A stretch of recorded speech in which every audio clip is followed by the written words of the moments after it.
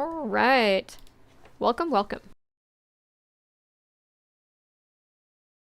So are we recording? We are live. Okay, then welcome everyone to our Speaker Sunday. It's been a while, and we're excited to reconvene and chat about what we've been up to, where things are going, and just like a little bit of lore talk because I know people are always hungry for lore and explanations about the world. And so I'm going to do a short little blurb on the lore involved with Chapter 4, um, and how it pertains to even some of the mechanics in the game. So, first thing is just to remind everyone, I'm Tony. I'm the Lazy Warlock. I'm the lead developer of Lords of Nysera, as well as the artist and world builder. And this is Lilette. And what do you do, Lilette? I support you. I'm the producer, so I do a lot of the things that we kind of take on what we love to do the best. So I like to do all of the marketing. I do the video editing, and I hear a lot of Tony's ideas too. So I think I'm like the listener. I think he talks more about the ideas though in a very interactive, engaging way with his brother. So if you are watching the stream, Tony's brother, we are very thankful for you because you're always providing us unique perspectives, and we love it.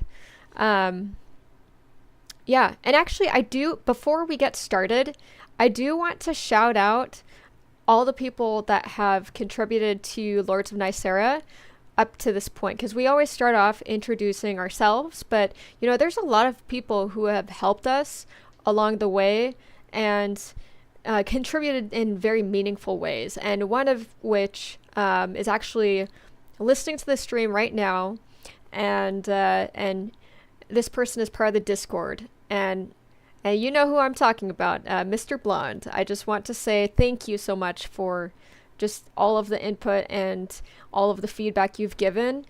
He's tested out the game. He's been just an amazing human being, and we Lords of Nysera is just going to be that much better because of you. So thank you, Tony's brother, and thank you, Mr. Blonde, and then everyone who is watching. It's been just amazing getting to know all of you and making something great together. So, but onwards and upwards. Let's get right back into the topic of this Speaker Sunday, which Yeah, so to start it off, we're just going to discuss a few things that we did. So, for those who are wondering, the last couple weeks we spent working on a dialogue system. And so there was already the conversation system that you could read what's going on and people could talk and such. But now there's options to click things and choose decisions on how you interact with the other lords and the major players in the world. You can make decisions with quests, and you can make and there's a favor system now. So if you choose to support one of the lords and not others, then they will like you and the others may not. And so you get to pick and choose who you ally with, and it will determine who comes to bat for you in battles, as well as if they'll even help you at all. And so, and in some cases, they might become enemies if you're not careful. So that's a really cool system that I'm very happy with how smoothly it turned out.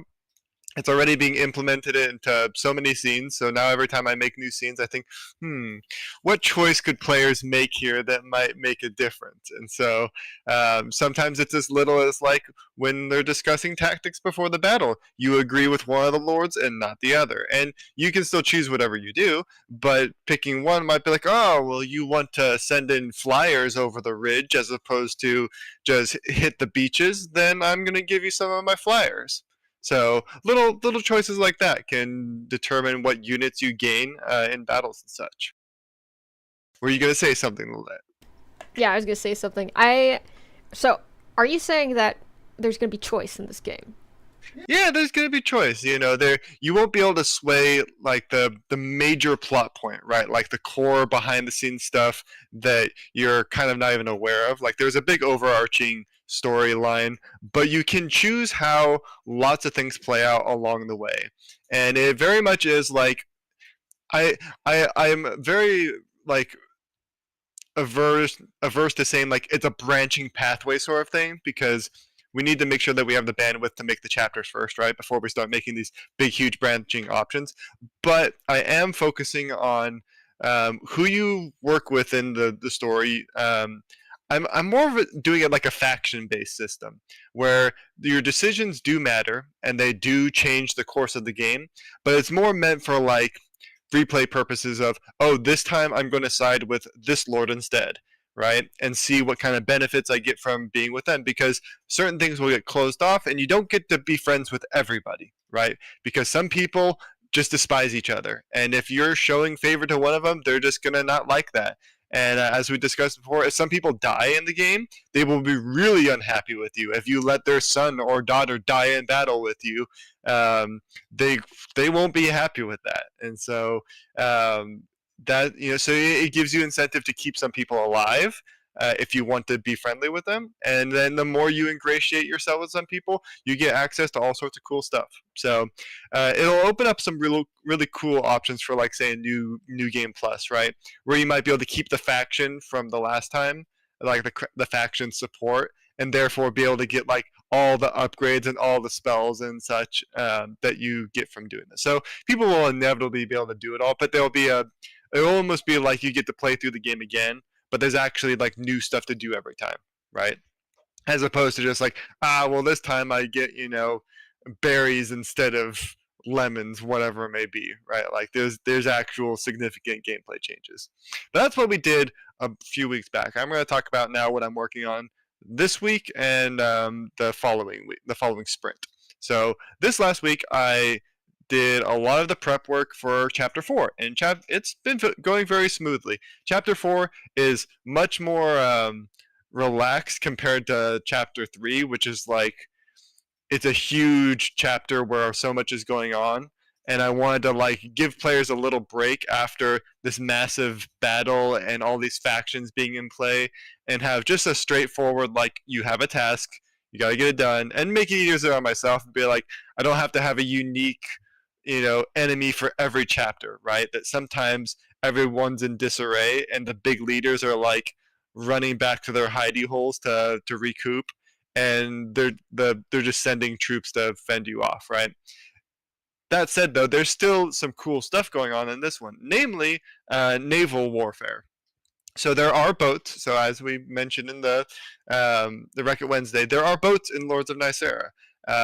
There's a strong naval network throughout the games, but unlike the Fire Emblem games, where when there's a boat battle, it's like you're on the boat and it's just this like horrible situation of being stuck on the boat, and the battle only takes place on the boat. It's more like Advanced Wars, where a boat is just a vessel that you can load a bunch of units onto, move your boat along, and then drop them off on a beach. So so last week I did all the docks and these cool sprite work for the map so that you can dock your units on them and then ship them off. So I did all that work, and then I did the new units who are introduced in Chapter 4, which is the Enchanter and Skirmisher. And both of them are 2 unique units, and I can even share the screen of those units right now, if we can do that, Lilette. Yeah, let me get that figured for you. I'm gonna keep my camera on, though. Okay, I'm gonna for our YouTube guests, I'm gonna switch to a different screen real quick. We'll be right back.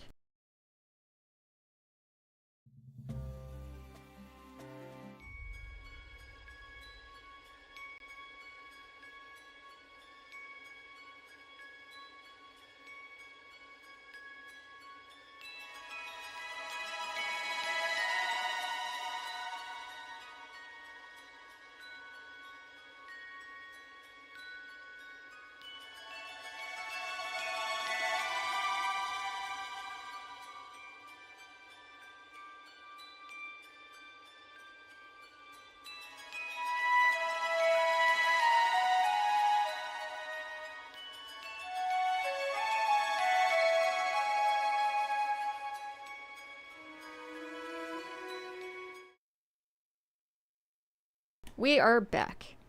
Hello again. And then you're showing off the boats, right? Because you got some characters up there. The boats I could show off, but they're not that impressive. I'm showing off the new characters, and and we're going to talk about their units and why they're even here, like in the story in this chapter, right? Because as far as characters go, they're pretty exotic. They're from Maya, and Maya is very much like a different place than Avalon. Um, and I won't spoil too much as to like why they're involved, but more or less the Avalonian Dominion needs these Mayans because they are the finest shipfarers on the planet by far. And this is in part because they make the best boats, they have the most experience navigating the seas, but most importantly, they've got these guys on the left. If you can see, there's a blue dude, and you may be wondering who is this blue guy. Well, his name is Diamond, and he's an enchanter, but more importantly, he's called a wake finder.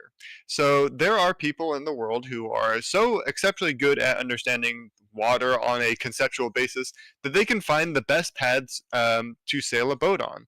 And this is especially important because in Nysera, there is this eternal storm, this gigantic cyclone that surrounds most of the mainland, and because it's constantly spinning, it is also dragging the ocean along with it. So it spins the entire ocean around the Nyserian mainland in a cyclone as well.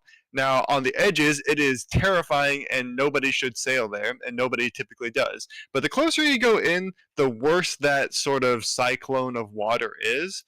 But a big factor is that it forces this counterclockwise tide all over the planet, or at least where it matters.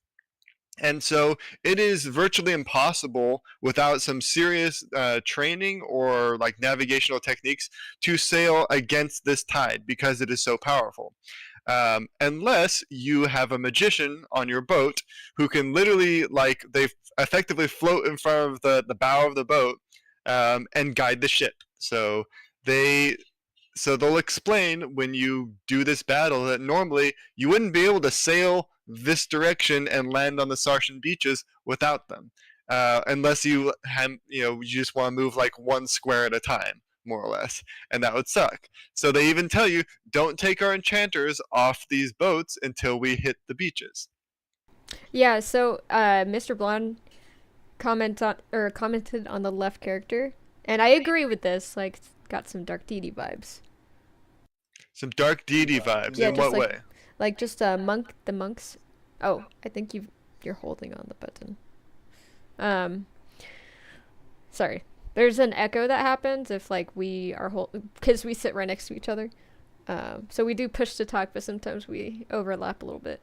But yeah, there's a certain, I think it's a class, but I think it's just the clothing, really, the clothing and like the monks in the game. There's just some physical similarities. I haven't actually played Dark Deity, and I know very little about the game and the world. And I made this character long before I ever played Dark Deity. But he was also one of the first of a specific race of people in the world. So he's Oshavani. So he's pretty much the water elemented um, starborn. So they're the most in tune with the water element. Most of them don't even live on the surface. They have their underwater cities that they kind of screw off to, and nobody really can get to them because who can go underwater except for people who don't like care about it, right? Because they don't even need oxygen to breathe, so they just kind of like chill in their underwater cities. And the few of them that decide to venture outside of it and go hang out with the mainlanders, this is what they more or less look like. So they're not used to wearing clothes, honestly, and most of the Anvala are not used to wearing clothes. And there's sort of this ongoing joke in the universe of Nysera that the Anvala were naked. Like that was the first thing that the Gashin had to deal with, is that they were fighting naked people. But that's mostly a joke because the Anvala themselves say it's a bad translation, that more or less they clothed themselves in the elements they identified as. So if they were fire people, they were wreathed in fire all the time. If they were water people, they were wreathed in water. But the thing is, they weren't really used to wearing clothes. They never had to. They can alter the environment to suit their needs. They can make the weather however they like, which had like all sorts of crazy problems. But the point being that like these people are more or less like barely used to being human and acting human and even wearing clothes to some extent. And so especially people from places that have very little interaction with the Kishin. And this guy is an enchanter, so he specifically is like he's among a sect of people who they're kind of okay with like looking beautiful and showing off their bodies and entrancing people. So he has no problem with effectively showing his like beautiful abs and strutting around and being pretty because that's kind of like the culture he comes from. And the person next to him, she's even like flirtatious, but she's like too she doesn't even like the how how like nude they are. Like there's still this divide between Gishin culture and Onvalin culture, and that they're still kind of uneasy around how. Huh? You can keep on going, but I have something after. But the point is, he's actually not a monk. He's more of like a dancer, if that means anything. Like their culture is very much around like artistic expression and dancing and music. And so he plays harps, he dances, he sings, he does all the things, and he uses effectively water magic. But water magic is too simplistic because it's more about the concept of harmonization and even like waveforms is like how complex it gets into. So he's a very powerful support unit in the end because he can effectively do what lots of Fire Emblem like dancer types did in the game, which he can give actions to other units. So he may not be great at fighting, even though he's a magician, so he is good at combat. He's not like going to be able to take hits very well. He's just going to be able to empower your other units and then step out of the way and let people do their work. The lady on the right, she is from one of the most powerful houses in Maya, and she's a warrior, as you can tell, and she's wearing light equipment, but they're still armored. So like what she's wearing is a type of doublet. It's people know what gambeson is. It's effectively like the finest gambeson you can possibly manage. It's actually embedded with materials that make it almost as hard as chainmail, and so it's like the and then it's decorated because they come from a place of like extravagance and opulence and whatnot. So wearing these super finely quilted gambesons that are meant for war is a show of power. The her gauntlets are even more so a show of power because they're wrist steel, so they're actually like a they're heavy, but they float on water. So if she ever falls off her boat, she has flotation devices on her arms, literally. So it's a special type of magical metal. We can't go too far into that because the lore talk is more about I guess we could go talk a little bit about it, but the point being that like these people that you meet are like the finest suited people to sailing the seas of Nysera, even in its bizarre cyclonic tide system. So, flotation devices for your arms. How the hell do you swim? If the flotation, I assume, makes like there's a force that's always pushing you up, but against your arms. So, how would you propel yourself in water? It's not like floating like air, right? It's more like it's just barely enough buoyant that it doesn't weigh you down. Because like metal is obviously really heavy, right? But it's kind of like it's almost as buoyant as ice is, right? Where ice like can still sort of move up and down, but it will just keep you from sinking below the depth. So you can still swim, but if you want to dive, you have to take your gauntlets off. Like they're not meant for diving. They're meant for sailors who can fight in armor, like in proper steel armor, but if they fall off the boat, they won't just sink like a rock. So you still gotta swim just a little bit, but you don't you won't like sink, if that makes sense. Gotcha, gotcha. And then to stay on topic too, what are you working on next for this next sprint? Yeah, so for this next sprint, so we got through the first week of the sprint.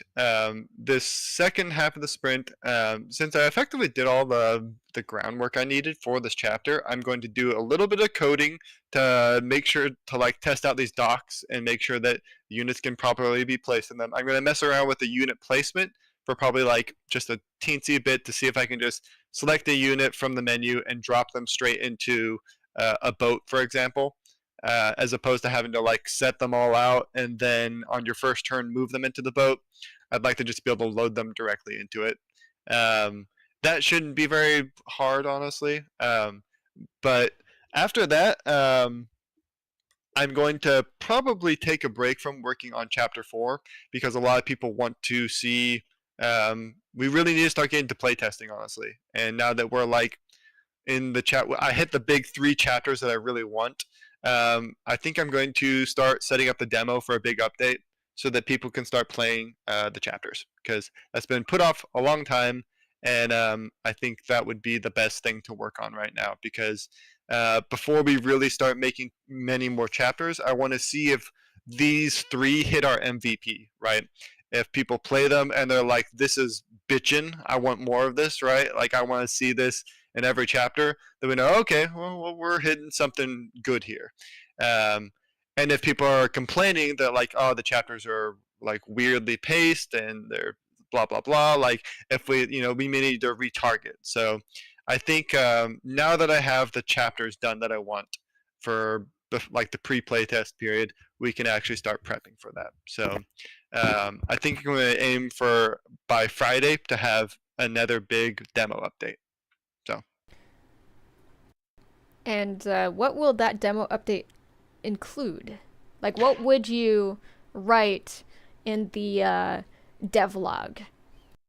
So in the devlog, there would be new spells added to play around within the demo, right? So we got new spells.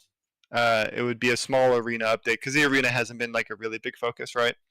So it'd be a small arena update, but then in the devlog, it would be like chapter 1 released, right? Chapter 1 demo released. So it'll be similar to how it is in that you can choose the demo, you can play the prologue, or you can just jump right into the chapter 1 if you don't want to play the prologue again.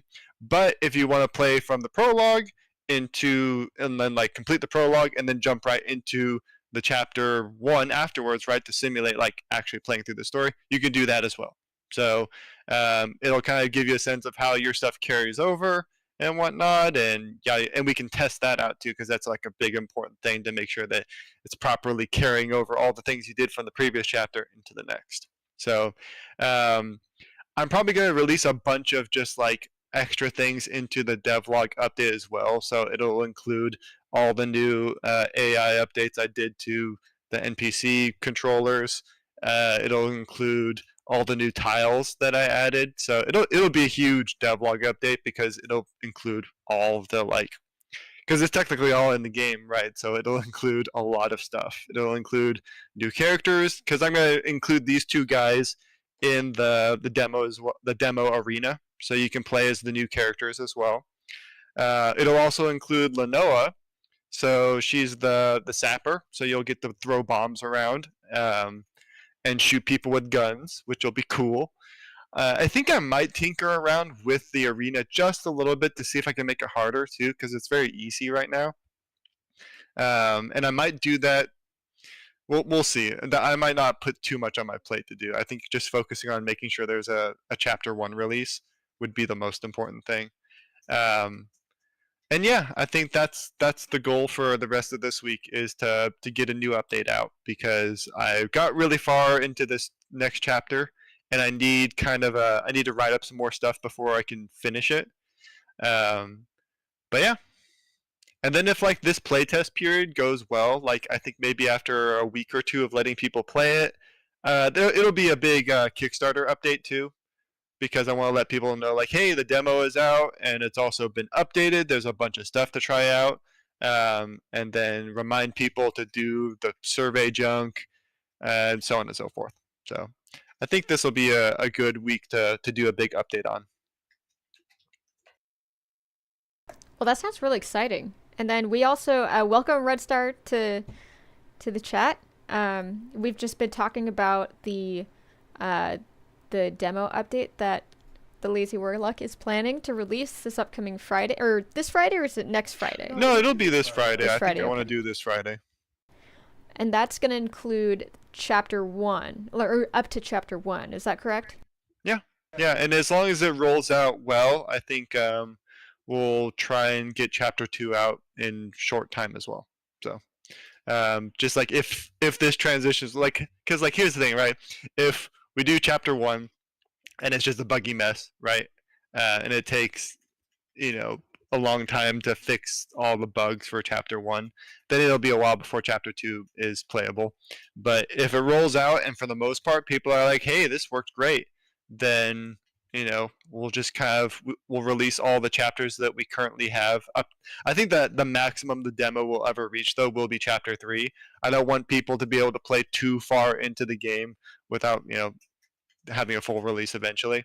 But I do want people to be able to experience like in between chapters, seeing all the different things and so on and so forth. Because like I want people to play to test out the core features of the game, right? Okay. And then from then on, it'll mostly be like retroactive updates to include more spells that people can learn and such. So, or just improvements, right? Like improving chapters after people have said, "Hey, like this doesn't work very well," or like, you know, whatever it may be. Okay, and then how about the other chapters? Because you've been working up to chapter 4, so Yeah, so chapter 2 is also effectively done and tested. I think there might be a few little things I haven't worked out, like specifically if certain like lord leading choices work well or not, because that's the first chapter you get to pick between one of 2 lords to lead the battle. Um, and I know one of them works like pretty seamlessly, but I haven't completely tested the other one, so there might be some issues with that one. Chapter 3 is done effectively, but I haven't completely tested it again.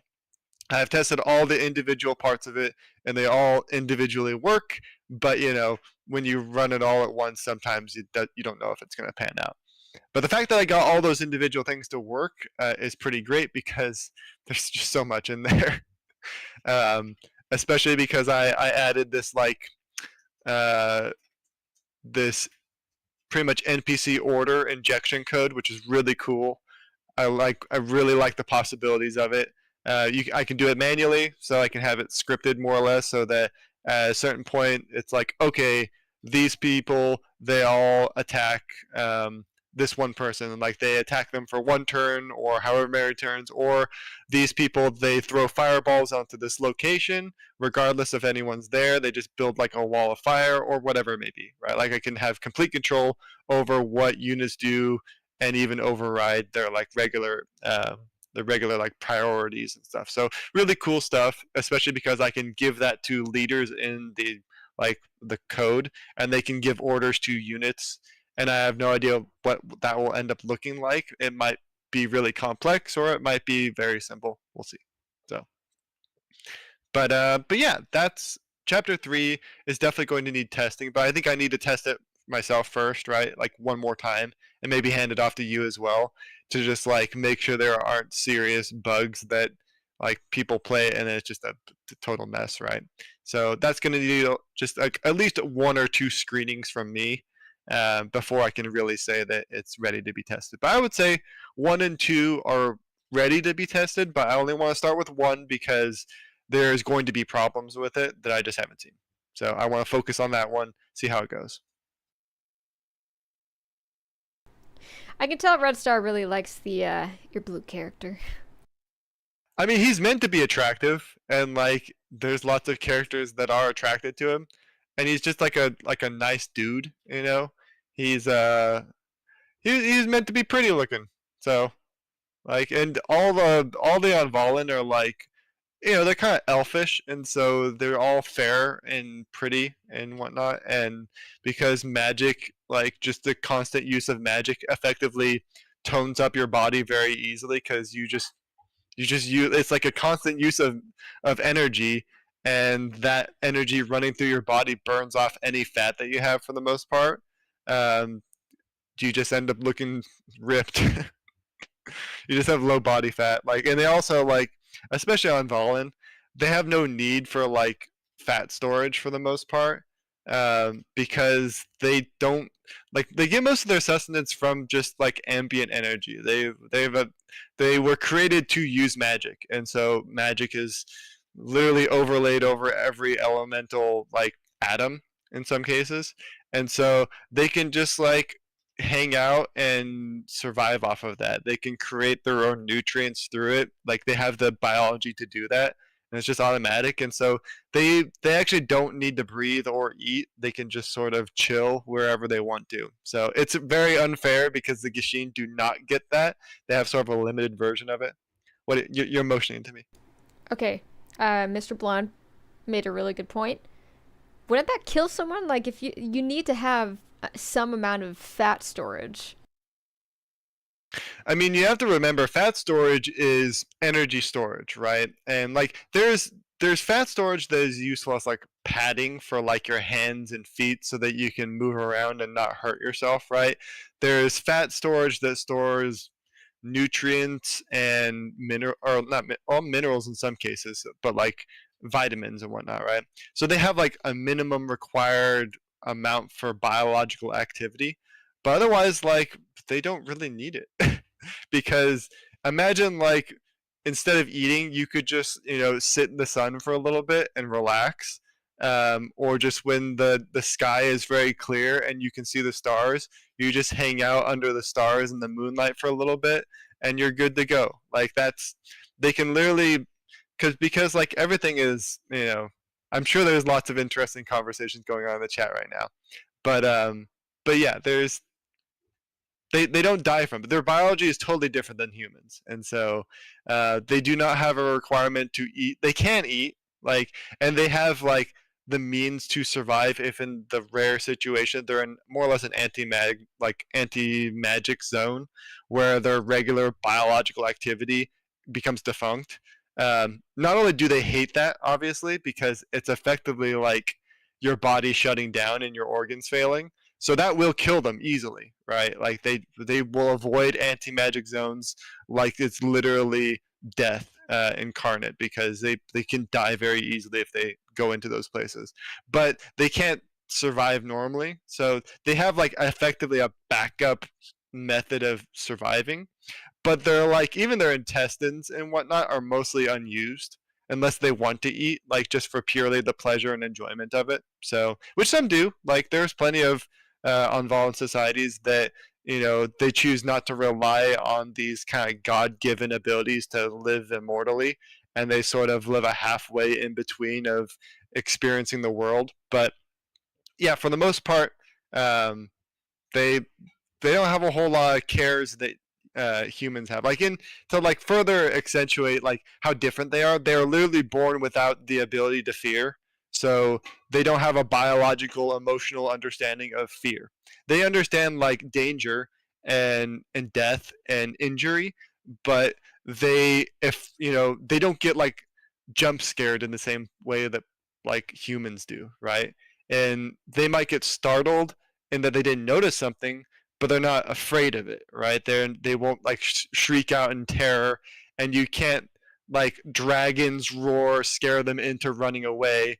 They'll run away on their own accord because they're like, I don't want to die, but they won't just out of like mindless terror run away from things, which is very different than Gashin who do because they're very different. But That is interesting you say that because fear, the counter of that is dopamine, right? That's like our calming sensation that in the moment of anxiety or um, or sheer fear, your dopamine starts kicking in, or adrenaline.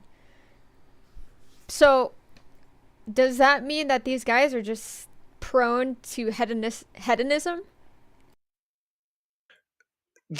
I mean, they would be if they weren't also bred to be immortal, like made to be immortal. So there's this common kind of trope in like immortal societies, right?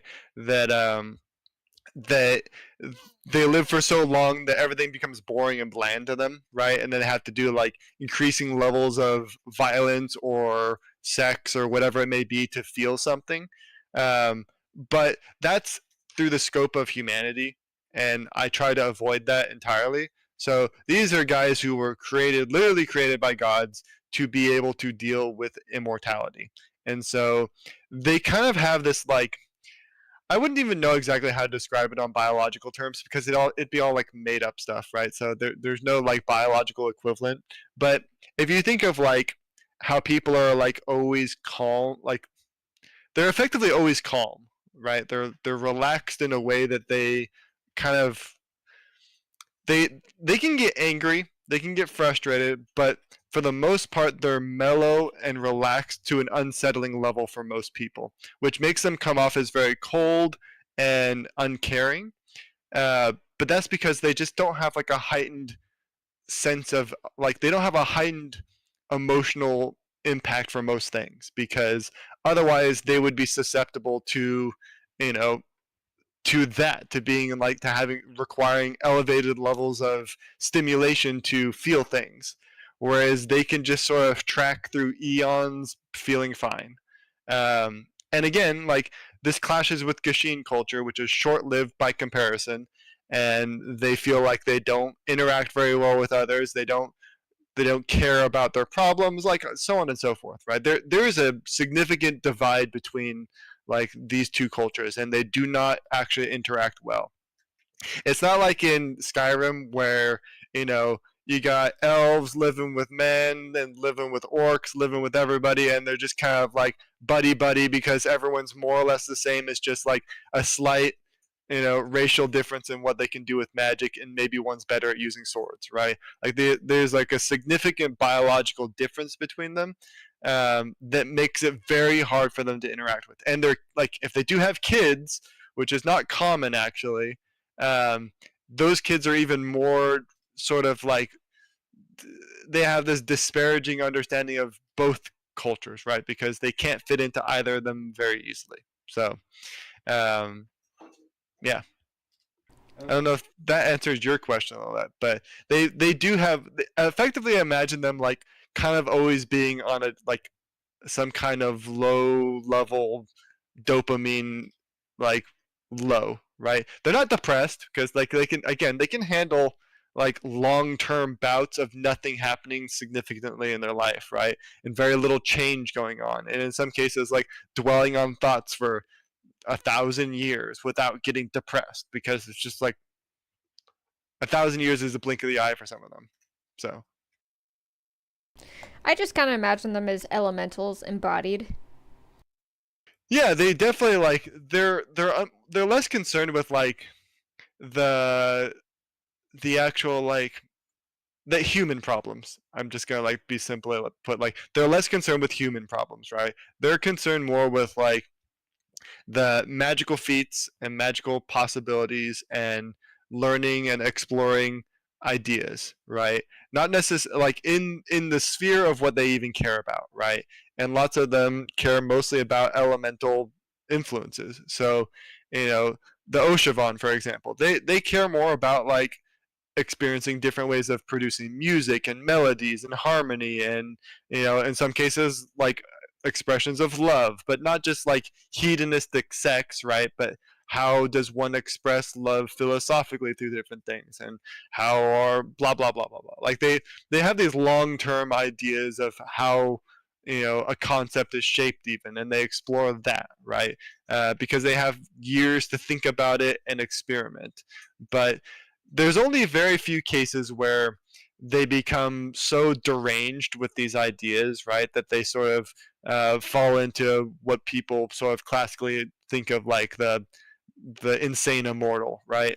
And that usually has to do with a specific group of Unvalens, and nobody likes them because they kind of eschew they're the Markan, who their element of choice is chaos, and in doing so they eschew all the like natural laws of their people, seeing them as like restrictive boundaries that limit possibility, and instead they do whatever they feel like, and they have essentially broken down the mental barriers in their minds that normally like help uh, Onvalin stay stable throughout thousands of years. They saw that in and of itself as a barrier to possibility, and so they, in their own like minds, they destroyed that like biological limiter.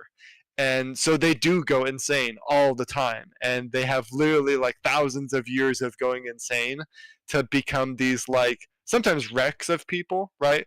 But sometimes they also are weirdly lucid and very interesting to speak with. But mostly they're not. Mostly they're just like insane motherfuckers who will, you know, just do random crap. And sometimes they're really evil, and sometimes they're just weirdos. So And I'm gonna switch back our screens here so that we get our faces sure, back. yeah, So yeah. I'm can, done showing off these characters, so there's nothing else to show. all right, switching over for our YouTube viewers.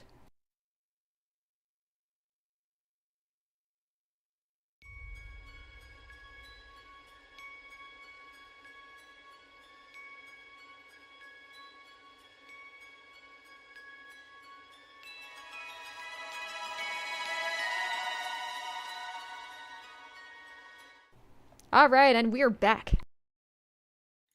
Yep. So yeah, so that's a big old long talk about the Unvallen, and which are they're effectively the elves of the world, right? Nobody calls them elves because that word doesn't mean anything to Nyserians, but that's that's a little bit about them. So to go, so an interesting thing that someone brought up, I think it might have been Mr. Blonde, was I mentioned ships a while back, and he asked about airships and whether there are airships in the world. And the answer is yes. I have not added them to the game yet, even though I want to. But canonically, there are airships, and they will be involved at some point in the game because there are societies that utilize them. The Avalonians do not, because, or at least not easily. There may be like one that you come across, um, and it's like a relic that was purchased from a different region. But the Avalonians, which is the more or less the southern continent, they're very much more like, I hate to say like barbaric, but they're effectively like, there are people that are really stuck in their ways, and it's really hard for other cultures to influence them. And there's a lot of reasons for it lore wise, but there is a very stark difference between the south and north of um, the entire livable area. And part of it's because of like potential curses that went on, and part of it's just purely cultural. Um, but there will be airships once you venture to the north. So about halfway through the game, you get to go explore the northern half of the world, and you will come across all sorts of cool new cultures that even the lords have sort of been a little isolated from. Um, and they'll be as you know in wonder as hopefully the player is when they see their first airship floating through the sky, transporting a bunch of units and such. So should be fun, and it will be neat to design them, right? Because I've been thinking of a way to make a ship that is not like, because I don't really like the sort of, oh, I built the ship and then I made it float, right, and turned it into an airship. I don't really like that kind of fantasy trope of just it's a ship that sails on winds, I guess. I actually prefer more like, well, what if you built a magic ship that it was actually meant to fly, right? that was meant to be aerodynamic and not just a floating ship. So thanks Tolkien for that, because I think he kind of invented that idea with one of his characters. So they will be more fantastic looking. And there's also like other stuff that I can get into about floating stuff, because there's all sorts of cultures that have come up with ways to make floating things in the world, and you will encounter those in the southern continent. But you're waving at me again. Yeah. So the Anvala, where do they fit in all of the lore? So the Anvala are effectively they're called a lot of names. The most people call them Anvala because that's what they call themselves. But the name effectively translates to body of stars or body of light, and so they are effectively they're creatures made from magic. Um, they they're not like, they didn't evolve. They didn't come from some other species. The gods made their world and then spat them out onto it with magic, and they're like, hey, you're made with magic, you're made perfectly to use magic, go see what you can do with it, right? That's effectively what the gods did for them, and that's what the Involans will tell you. They're like, yeah, the gods made us and then just kind of left us to do whatever we want. And they visit every now and then, and they teach us things, and we have access to lots of their knowledge, but otherwise we were kind of left to our own devices. Um, they're sometimes called the Starborn because they have a strong relation with the stars, but even that's a little inaccurate, and they sort of dislike that sort of moniker because only some of them really do like worship stars and monitor the stars. Lots of them, and they're called divergences. So you got your main line on Volans, which are called the Vashani, and they're the first ones made. They were made to look like the effectively one of the gods, and they were sort of androgynous, blank slate, starborn. So they could become anything, and they were given the power to become whatever they liked.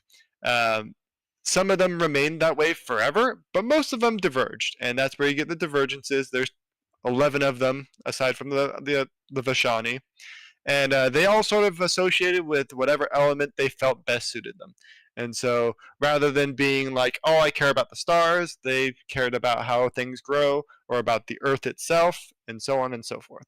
So they play a huge part in the old lore. They go really far back, and they at one point they dominated the world, but they didn't build. They're not like the classic sort of ancient society that built giant empires and buildings and whatnot. Most of them did not have permanent buildings. Most of them didn't even have a written language because they could communicate telepathically or through magic, and so they never had to write anything down. They never had to build permanent settlements because they they learned really quickly how to control the weather. So they lived in like a balmy, like nice weather wherever they went, because they'd go somewhere and they'd be like, I don't want like rain, I want sunny skies, and so they would just change the weather. So they never had to settle down into any place. They never had to do a whole lot other than explore magic and fight with each other, because they eventually like learned that they didn't like how other Anvala lived, and they fought over who had the best way of living to prove themselves to the gods, and so on and so forth for too many years to even consider, right? Like, it's to the point that like to try and communicate it in human years is kind of pointless, because the only time this history was really even recorded in a way that matters was when the newest and least liked divergence occurred, at least some say, which is the Gishin, which is the magicless ones. And it's not entirely magicless, but compared to the Anvala, they are effectively magically inert. They can learn magic, they can use it, but Anvala are, again, literally born from magic. Like, they can do whatever they want with it, effectively.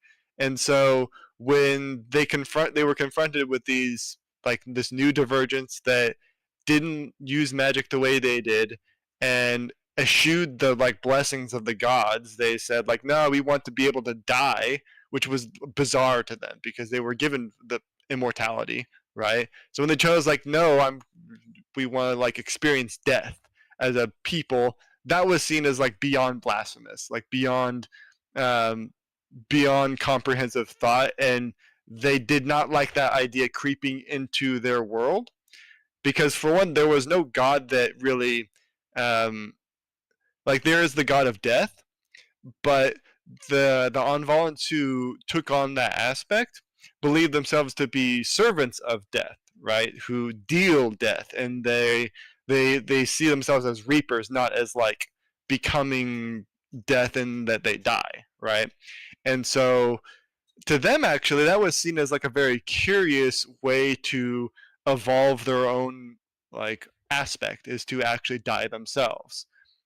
So they sort of saw these Gashin, these new creatures, as a curiosity, and they didn't overtly hate them, whereas almost every one of the other 11 divergences despised what they called the Gashin, which translates to, from Old Anvalan, Gashin means less than filth.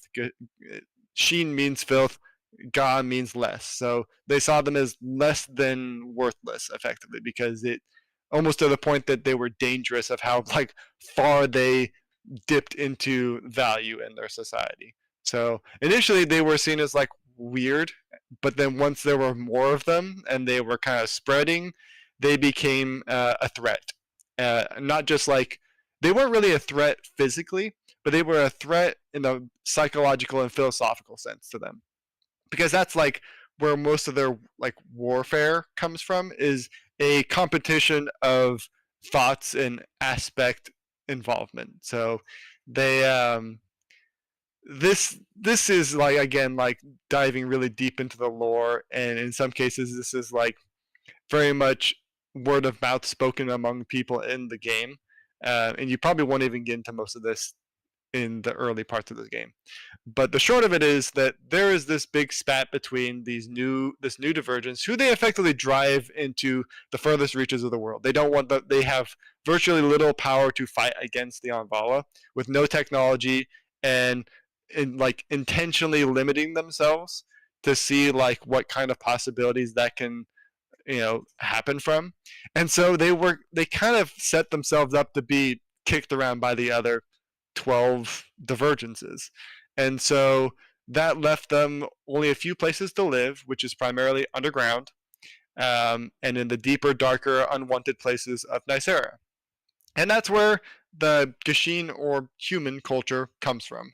After thousands of years and a couple revolutions, they managed to make a mark in the world. And actually, like once they developed technology in a way to fight the other divergences, they eventually carved out a place, and over, again, like thousands of years, won a very long war to win part of the world.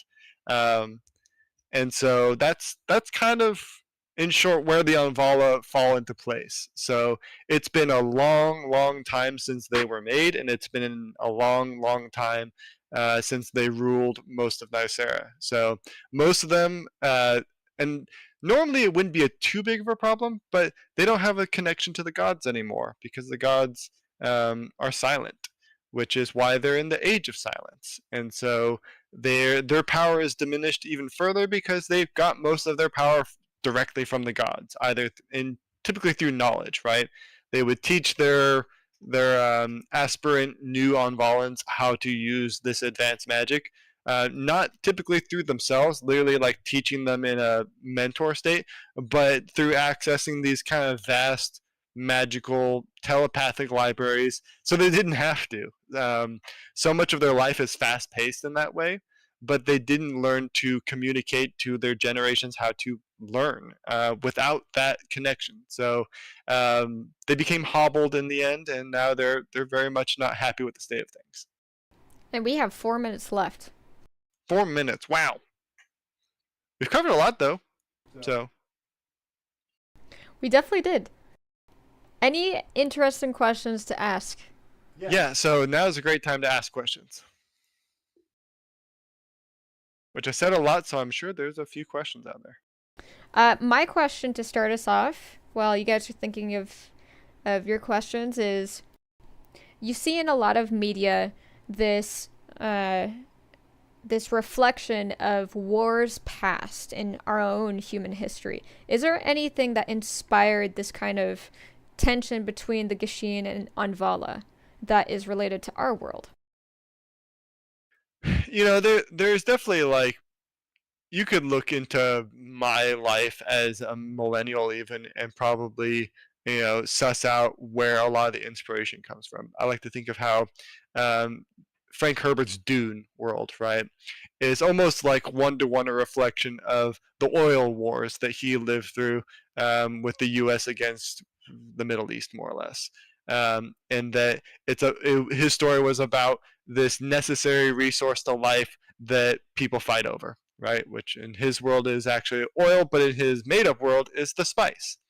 So if you looked at my take, right, it probably is about some aspect of class consciousness, right? And about being born into a world where your predecessors had the might of the gods. They had all this information and power to do whatever they wanted. And when a new generation, so to speak, came along, um, that didn't have access to that power suddenly, they've had to do something about it. And when they weren't given anything, and when they were actually expected to figure it out on their own, and all the like gates had been closed to them accessing something, I don't know. I think like that's probably something along the lines of generational class consciousness, in that older generations can sometimes just fuck over new generations because they can do the I got mine, deal with it. Like you gotta figure it out on your own. And then when the new generation or the old generation gets left behind and screwed over because of the way they treat the new one, um, then there's that would be my guess as to where my take on our world influences my world. So But the Gashin and Anvala, any ties there? any ties like to our world? Yeah, their specific conflict between the Anvala and Gashin. Any ties to our world? There may be like I think there might be some accidental ties between, say, like colonialization and you know just sort of imperial, just taking of land, right? But I've specifically tried to like not associate these things, right? Um, like namely with, say, because like the Anvala are like, they're on the surface powerful, but culturally they're primitive. They don't value certain civilization things because they've never needed to. Yet they can like, you know, cut the top off a mountain and turn it into a floating castle, sort of thing, right? Like they have all this insane power, but they don't care about certain things that humanity does care about. Um, and so maybe there's this like, I don't know. I think I've tried to make it different enough that it's really hard to pin down exactly what parallels there may be, other than that Gashin literally represent a young generation, um, and who are dealing with the consequences of a vastly older generation, right? That that had power and the ability to do what they wanted and didn't necessarily squander it, but um, but did a lot of pearl clutching, right? Didn't want to share that power necessarily. Um, so that there, I think that's the only like closest approximation actually, is that there's not that the Gishin represent a specific culture in our world, and that the Anvala represent like a primitive culture in our world or something. It's that literally they represent an generational cultures, right? Um, but on a time scale so much larger than like an actual literal generation, right? So instead of like it being your boomer parents, right? It's like your boomer society's like species, right? If that makes any sense, because that's the kind of time scale it would be on between these two people. It is really difficult to tell between the two species, I guess. Sounds like they're different species. And Pretty much, yeah. Like as far as like genomic taxonomy goes, right? Like they would be different species. They're so different, um, that it would be hard to even call them the same thing, right? Even though they come from the same genetic line, there's like this, especially like among like the people, right? The Gishin don't even recognize, or sorry, the Anvala don't recognize the Gishin as like Anvalan, even though they do come from them. Like they have the same genetic pathway technically, but it's sort of like to them they see them as a de-evolution, right? Even though that doesn't actually exist in like in nature, right? There's no such thing as de-evolution because evolution is just like adaptations along different environmental factors, right? But these are thinking people, and so they see like these weak, unintelligent by their comparison, and blasphemous people to be like, no, they're not one of us. How could they be? Just look at them, right? They already struggle to be like, this person who's like taken on the identity of, or the aspect of y'all, who's like a thunder god more or less, and they're 9 feet tall and live in storms. Like they already see that as so different than say the tiny Mirovin, who are effectively like little fairy sprites by comparison. They can float around and are so fast that they can just turn into literal winds. Like, how are they even, genetically similar, other than they come from some progenitor race? And yet to call like these other guys that don't even have their magical prowess, right?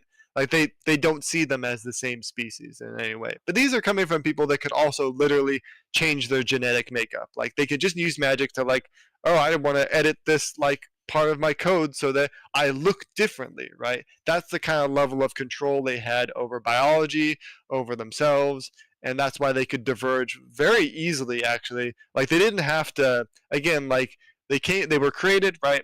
And they using that mentality of like, oh, if we were created by gods and we were given effectively their power, we can create ourselves in our own ways, right? They didn't have to like breed amongst each other to like select for a specific type of people that was aspected to an element, right? They just did it because they could. Yeah, Mr. Blonde brought up it's interesting how advanced they are and at the same time sort of stuck. And I do agree with that, where it's almost like the stuckness comes from lack of competition. But then when the competition finally arose, it emerged in such a volcanic way that it took them such by surprise that they were nearly wiped out. Right. Because like that's brought up amongst Nyserians, right? That why are you so stuck in your ways? And Atashayim, who's like told that, right? He says, is a mountain stuck in its way for being a mountain, right? Like you're trying to tell something that is something that it shouldn't be what it is, right? Like you're telling the mountain to move, but the mountain wants to be there, and it is the mountain, so it's not going to change.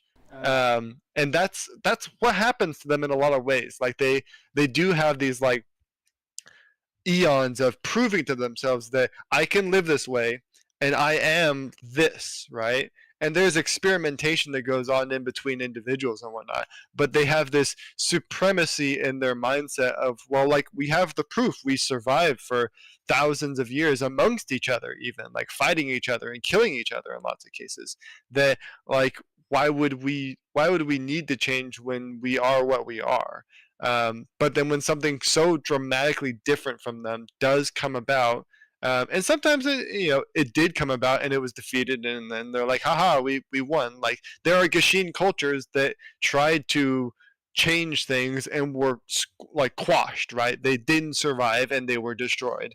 And so they will even talk about how like you think that you're the first time that we've had to deal with Gashin doing things that we don't like, right? Uh, because you're not. So whereas we've proven our way of life is the dominant, like it is the way of life for us. So it it again it touches on philosophical things that maybe I'm not even equipped to dealing with, right? Like I'm a scientist, not really necessarily like a psychologist, and even a like poli sci little and like anthropologist, right? So a lot of these things that I come up with might be a little wishy-washy, but I can always be like, magic changes all things, right? Like because it's a different world. It doesn't have to abide by our rules. So I Right, right, got right. ace in the hole. Gotcha. So in retrospect, the answer to my question, is there any uh, parallels between the conflict or with the conflict of the Anvala versus Gashin to our world? And I would say that it actually is. I mean, it's way too different. Like they aren't even generationally the same at all. I would even say it's more about, because like knowing you, you just like to, see the different possibilities, what might happen. And it's almost like a little science experiment of like, okay, if you had something so different and you put them in the same tank, fish tank, what will happen? Um, but before you continue, I Yeah, because also I was thinking on it, now that I have, but I'll let you go. okay, all right, but like essentially the there's that hubris there, that anyone can learn from, which is if you think you're superior, you leave yourself open to a gigantic blind spot that anyone can take advantage of, no matter where they come from, or you just leave yourself so far open um, to basically what happened to the Anvala being wiped out because they thought that they were all that. And then not only did uh like they didn't have any fear either. So I think fear in a way breeds foresight. Being able to fear something happening in the future, and they lacked that. So it kind of I mean, it makes sense that like, yeah, they were the most powerful, but it was almost bound to happen. Yeah, so I mean, the fear aspect really plays into why it was actually the one edge that the Kashin had, because when you don't fear something, you also don't respect a lot of things, right? And that's a big deal with the Anvala is they don't respect the danger that certain things present themselves as, right? Because they're immortal and their society has been so powerful for so long that, and they've never had to fear anything because they haven't been able to fear something, right?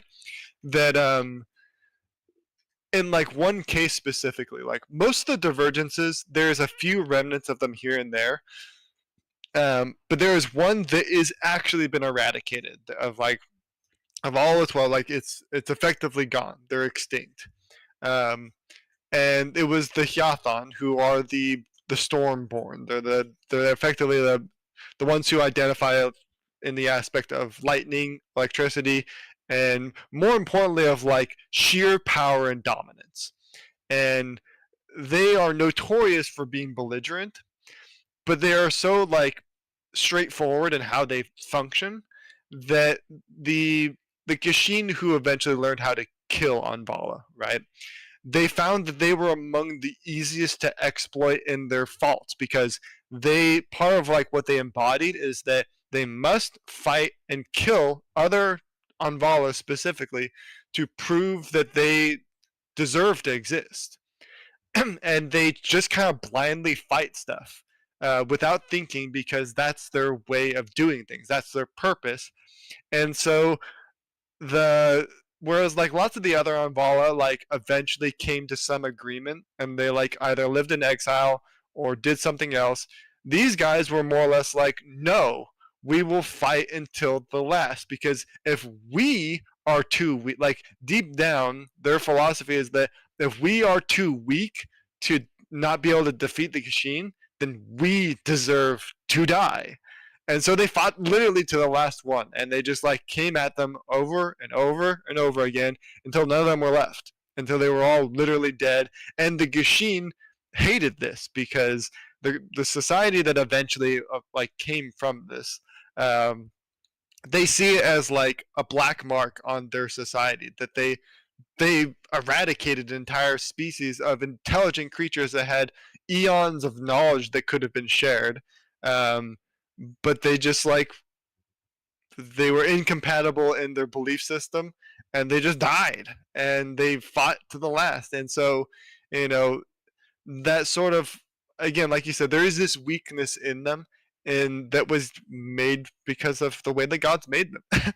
And what I was gonna mention is more or less like it's less like a the reason it's so difficult to equate to like something relating to our world is because it's more like how invasive species work.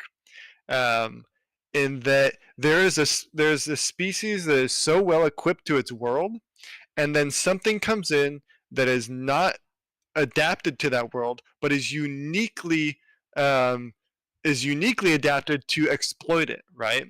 and they come in, and all these animals have no defenses against it. They have literally no way to deal with it. They don't even recognize it as a threat, right? Because they don't have the genetic buildup or the behavioral understanding that like this is a threat to me and my kin, right? And that's more like what happened with the Anvala and the Gishin. But the very much like how, but that's like a very microcosm type situation because even still, the Anvala view that as like, but that's just one like species. Like even us, we will persist because like if you think of how we get upset when we introduce rats to a place and it kills off a specific type of bird. It's sad. It's genuinely sad. But in the like scope of the Earth, like big whoop because like Earth kills off stuff all the time, right? Like meteor hits, everything dies, life persists. The Anvalan live in that mentality that, oh, well, we may have lost this spat against the Gashin, but we live forever and you don't. And you don't have the mentality that we do of like being able to like live as the world changes and adapt, and they have this longevity about them that gives them a supreme level of confidence that even when they have been defeated completely, they believe that we'll be back, like some way somehow we'll find a way to be back because we're nature, like we are the world, we were made with the world. You can't destroy the world, and so you can't destroy us. So It's pretty egotistical.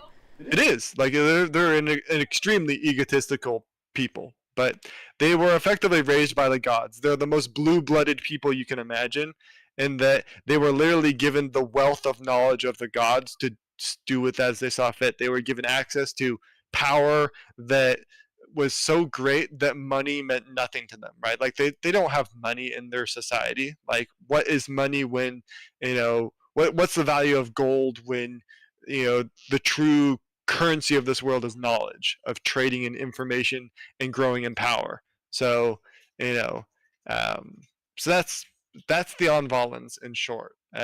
There's a lot to them. Obviously, there's 12 different like major societies of them, and they each have smaller sub societies that have come about throughout the years. Many of them do interact with Gashin still. Many of them have even like just integrated them with certain societies. The Lagani, who are the death aspected ones, they're very populous. They're actually all over the place in Kuldar, which is where actually the first big Gashin revolution like took off. And so they're all over the place, but some of them are not all over the place. Some of them are just long gone. So um, if you come across certain ones, it'll be like, oh my gosh, didn't even know that you guys exist. And they'll be like, yeah, I know. I'm like probably the last one. It sucks. But they just like they deal with it.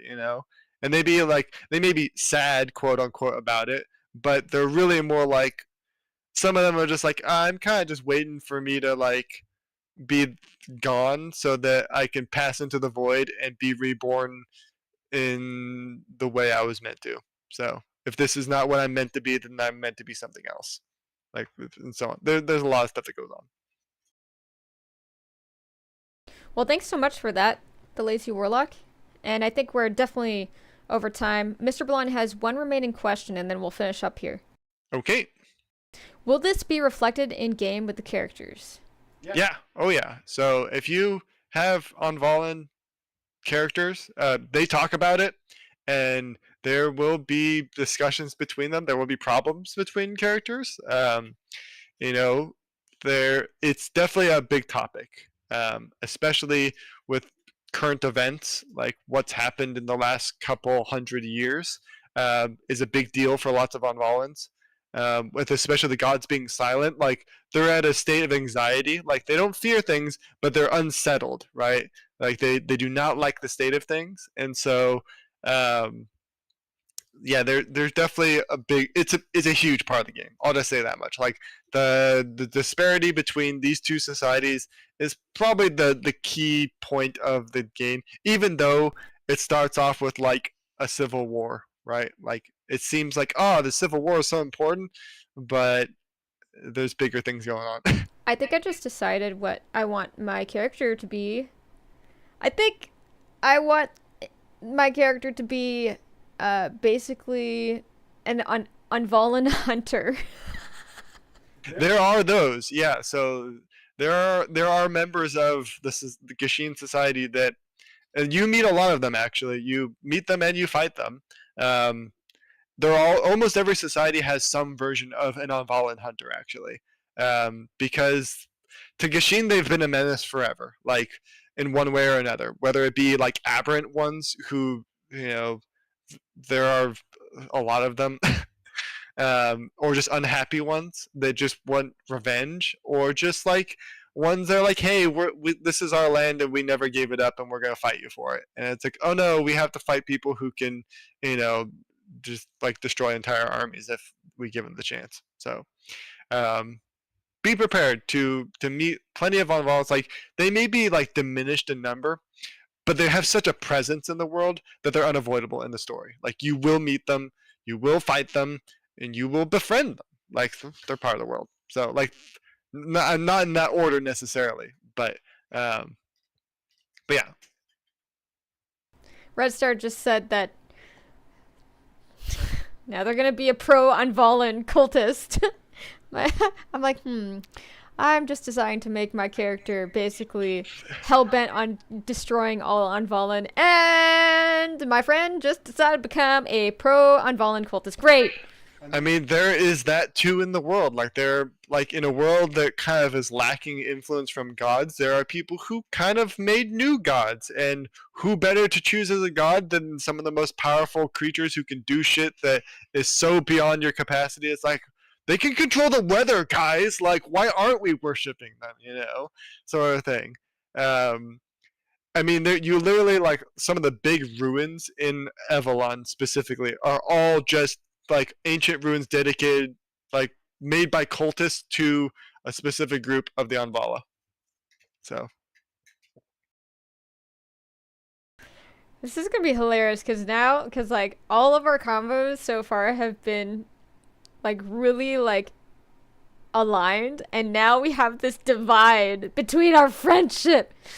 You pro Unvollen traitor! Okay, that's it. That's all I have to say. and then the only other name to keep in mind, which is like rarely used because it's a barely understood like group of people, is the Tirakel, which is like they're more or less people born between an Anvalan and a Gashin. Um, but even that's inaccurate because technically Tirakel refers to any Anvalan who was born after the Severance. So, um, but it just so happens to include lots of those people.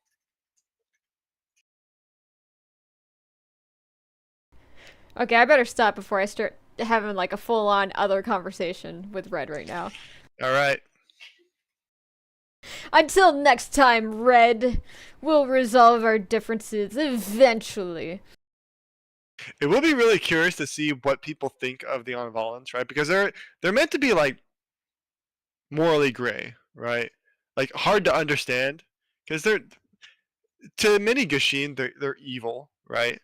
But for the most part, like they're not. They're just like, you'll meet plenty of nice Envalan people, like, but they will be a force to be reckoned with, and their history is so like deep and dark in lots of cases that I am really curious to see if people are like, nah, these people are like weird racial supremacists that want to kill all Gashin in some cases. Like, nah, they're evil, like all of them. Get rid of them all. And then there's going to be people that are like, well, they were just doing their thing until Gashin came along and fucked it up. Like, it ain't their fault that you ruined their world. Like, they're living their lives and they were doing fine, and whatever. Like, I'm very interested to see what happens. So. No, this is a dawn of a new age. Gashin will prevail. Anvala, you had your time, and your time has passed. Okay, thanks so much for joining our stream, you guys. Really appreciate you. I think that's all from both of us. Thank you all for tuning in, and we'll talk to y'all next time. Hopefully this was a good Speaker Sunday for those who have been aching to hear more. I know we have been a little quiet by comparison, but it's only because we're studiously working and getting shit done. Till next time, you guys. Oh my god, Rust Star. Gishin will not keep me from my blue hunks. That's what this is all about! They are Alright. beautiful. I'm gonna have a talk with you next week. Bye, you guys. Bye.